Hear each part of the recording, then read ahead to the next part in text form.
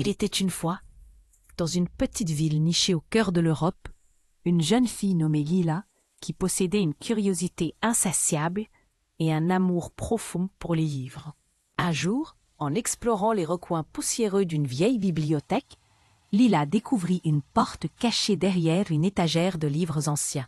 La porte, ornée de symboles mystérieux et de fleurs délicates, semblait appeler Lila vers un monde inconnu. Sans hésitation, elle tourna la poignée et poussa la porte, révélant un tunnel lumineux qui menait à un jardin secret. Au moment où Lila pénétra dans le jardin, elle fut accueillie par un renard roux aux yeux pétillants et une luciole qui dansait autour de sa tête.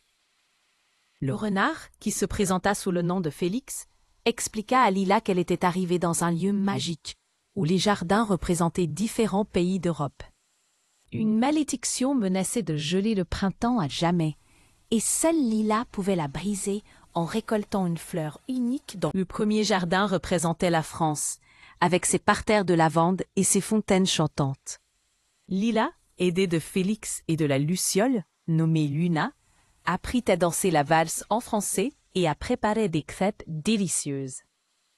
La fleur qu'ils trouvèrent était une jolie fleur de lys, symbole de pureté et d'amitié. Ensemble, ils l'accueillirent sous le soleil de midi, tandis que les oiseaux chantaient en harmonie. Leur voyage les mena ensuite en Italie, où les jardins étaient remplis de citronniers et de glycines parfumées. Lila et ses amis apprirent à faire de la pizza et à chanter des chansons napolitaines. La fleur italienne était une tulipe rouge, représentant la passion et l'amour. Ils la découvrirent près d'un petit lac où des cygnes glissaient sur l'eau en silence. En Espagne, les jardins étaient vibrants de couleurs, avec des hibéries et des roses de toutes sortes. Lila et ses compagnons dansèrent la flamenco et goûtèrent aux saveurs du tatas. La fleur espagnole était un joli bouquet de marguerites, symbole de joie et de générosité. Ils les trouvèrent dans un petit village où les gens souriaient et vous offraient des fleurs en signe d'amitié. Leur quête les emmena également en Allemagne, où les jardins étaient remplis de tulipes et de lilas. Lila apprit à jouer du violon et à chanter des chansons traditionnelles. La fleur allemande était une jolie Edelweiss, représentant le courage et la force. Ils la découvrirent au sommet d'une montagne, où l'air était frais et le ciel était bleu. Enfin, après avoir visité de nombreux jardins et collecté toutes les fleurs, Lila et ses amis arrivèrent au dernier jardin, qui représentait l'Europe unie. Là, ils plantèrent toutes les fleurs ensemble, créant un jardin magnifique et coloré. La malédiction fut brisée, et le printemps fut sauvé.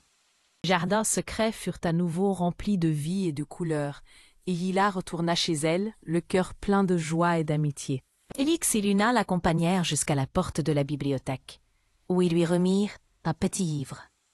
À l'intérieur, il y avait des pages blanches, prêtes à être remplies par Lila elle-même. « Écris nos aventures, dit Félix, et partage-les avec le monde, pour que tous sachent que l'amitié et la curiosité peuvent conquérir même les sorts les plus puissants. » Et avec cela, Lila referma la porte derrière elle, sachant qu'elle avait vécu une aventure magique qui resterait à jamais gravée dans son cœur.